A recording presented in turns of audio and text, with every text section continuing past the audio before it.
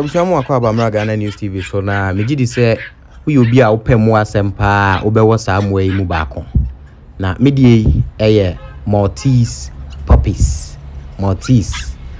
nkraman Maltese abrochire nkraman abrofo nkraman bi ayede omo etena fie di agro ya agigi omo yani na mebetro kwan a obefa so adware omo ewo free wa bra unhia niam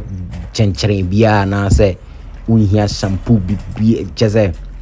metro kwan obefa so adware omo kama ewo fie a unhia se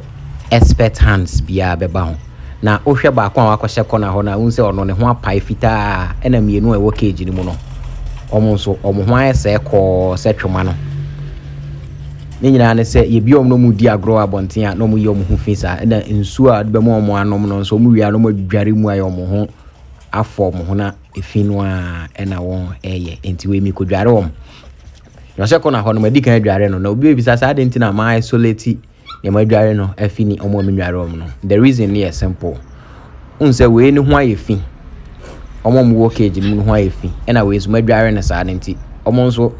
omo ye enua nti no agro de omo pepa omo bekwa kodi agro ma be wi na won ho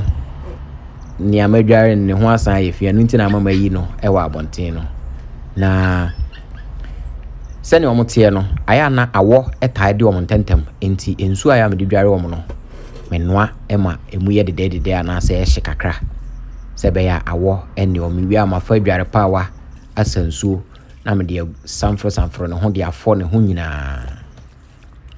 me ye ne sa se be ya efi na ewo no ho no ebe don ansana mato no sapo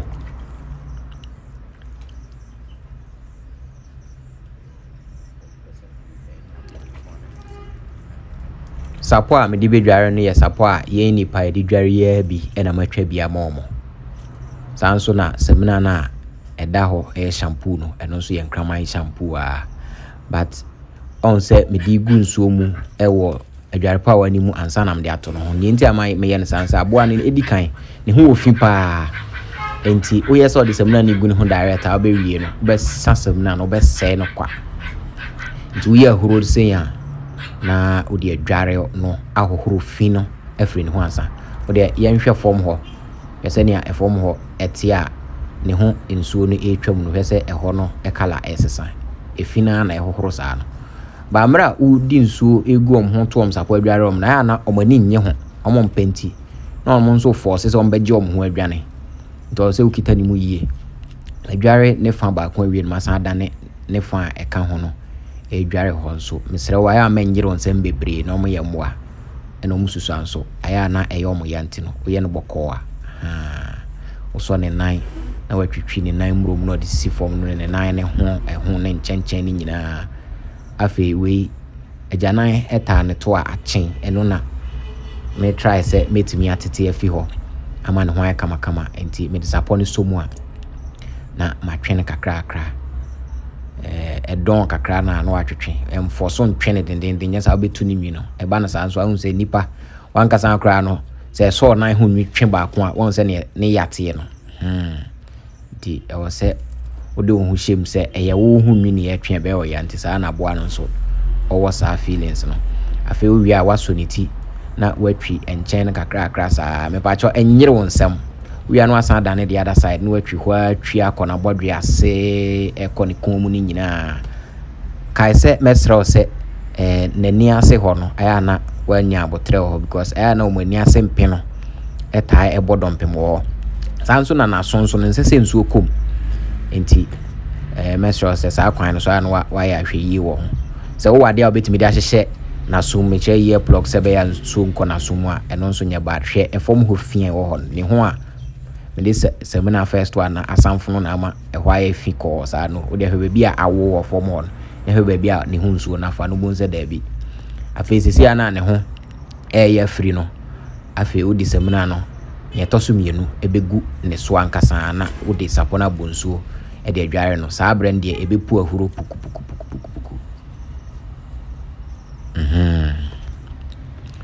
ti sa brand na ubedware no proper unse unipa kura no se ukoye ade bia eye fi adwuma uko adware ko dware a horo ho first one dware first one san one dware the correct one na no ne be yi fin kai ni nyina ne yehye ba bia no odane ne bo na watwi ho kama kama emra odware ni sei no me bon kai se omompe omani nye ho saa esan nsuo na ode ne na mo saa no ntino ya no mo try say ombetimi age ho afiri wonsam but ma wonso wani na ho na ne kakra gro no ho udware na ununu ne ho na ogro no kakra say no ma na nije nti ompe so obeje ne ho adwane ntem wi anu aso ne podua no ase na ebo ne honam ne mu no na ode sapona so mu atwe afa ho kakra say nyire ho dendenden ejana ni bi na ebi atare ho na mepese enno kakra ansana matimi ate nti no na mete ne kakra ho se na maso enwi na se no mepese be twini nwi na twene honam no esa be ne ya we ana wadware ho kama ko se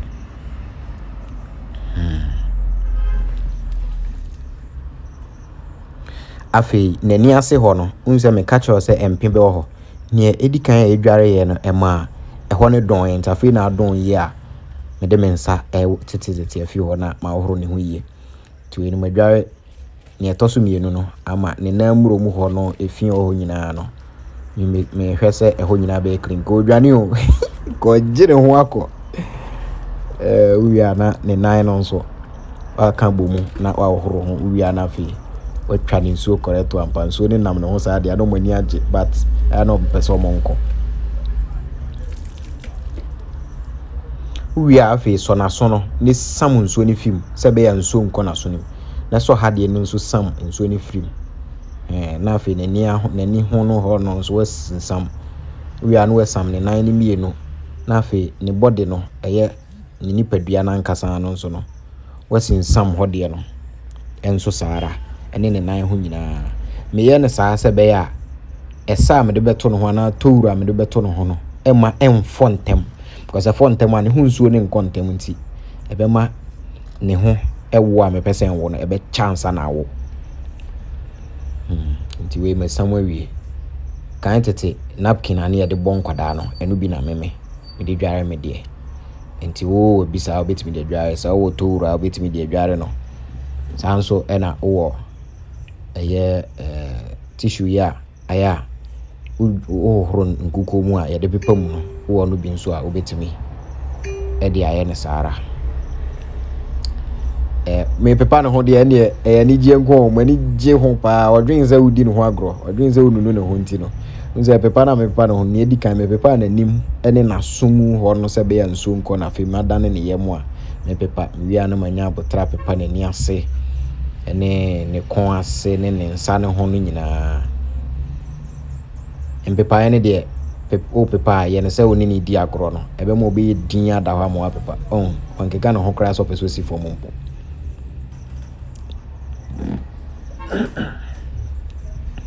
ti sen ya osime nan so osime sere so se bia kwala foforo mi dware no na ununu no ho no na pepa sa pepa na se ununu no ho na pepa sa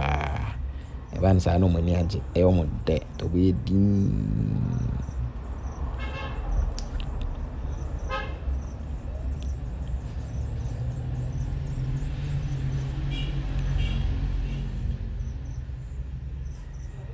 nti pepa na hu se afensuo no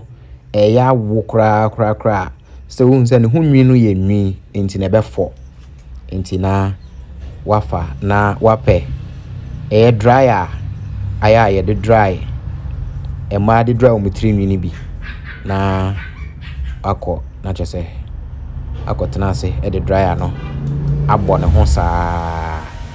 o bọ ne dryer na efa na nimu o mo mpeo efo mo nimu o mo mpe kra enti na ama na pressa na nkrama ni bi o ho a omo so de o bọ dryer na na ni age no e din da ho mesre o se dryer no ehye enti umi ama na enyu kakra na wamiam waja mu ama na ehye kakra na wasa emi ama na adu kakra ma ni nyunyu pi nya sa wo bede no nti ehye nyunyu sa ma ni nya hye pi ma ni nyu na o de nsa ne nam ne ho o de nsa ne nam ne ho sa ebie nwinim ma mframa ni timi kwa ase ma ewo ntem on se sisia na enwi no ahya ase ewo no nti na ɔde nsa ne nam ne ho saa ɔsɛ ɔdane no ho onim sɛ me gye na grow onim sɛ me dry no ba mframa no kɔfa n'anim a na ɔpɛ sɛ odwane emra a dry ne nyinaa nso na o brush anase wa afen ɛwɔ hɔ a wo hwɛ sɛ ɔde be nunu ne ho sɛ be anwi no ba bi abɔ mu bia no ɛhɔ bɛ sane nyesa mo awe no ɔmo nwi bom pɛ ayɛ ɛka foforo agye sɛ ɔde ukɔ ɔde ne kɔm yeyi no ɔmo ayi nso na fom enti sɛ nipa de akɔtena sɛ 20 cities 30 cities ne yeyi ama no we wetumi atua 300 400 Ghana kransa ne yeyi ne hu nwi ama enti no a very expensive business akɔ adwane ko gene ho ayi murom ti drying na ena ekoso no on say emini sane ne omanim no dia amo mpe o wode mframa ne bo omanim a omo mpe kra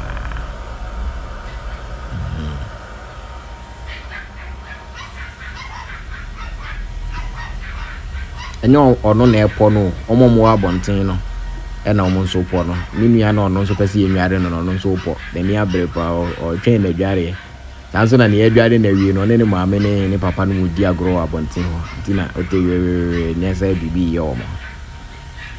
ho ani kan bi no on se ne ho nwi no afi de ewo ankasa esane esanse dryer na ebo na nim ni ntina o pepere sa no onyaa na nkwaje no ko ote we wa bonte no ohun sa agro bi kwa so to peso okodi ni de ansa na elite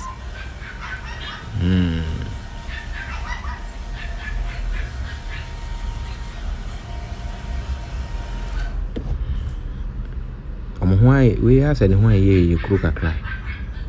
nti udware na aya ma wani nko ne ho na take notice of sa ne ma we nyina hwe ye nunu ne ho no ze de ni agiro nim sa me ni di agro me gina agro eti me nunu ne ho ni nyina ni papa ba ko na aba no Milo na abe hu ane ba ho ahwe ze ne ba ho ayi hu amwa kwa e guy a Milo ko achi na me nyo mo ho adwuma ti nunu ne ho a na enwina sane kama na fresh boy in the building abranti aye kama omo ho no de ebe wu but o ye se obetena ho achede a obebre nti upa u dryer na benimu no ne honam no be wo ne na ho na ya na eche kakra nti u wadaje a na bomodian na emma ne ho nyina ngwa nsana se u jana manane nam ho se ode ne koto eye ni demu ana ni keji mu we no udware ni wi a aya na empempi no ombore aya tenten eya tenten sa oje wagro a otutre tarewa na etitinti no eno na me betwitwa so kakra ho ano fita ne ho no na eya ss no bacho we no utwitwa ya careful wan hwe ni ya watwa ne nan na mana to mojam ombore ni mu na ya na emoja ewo mu but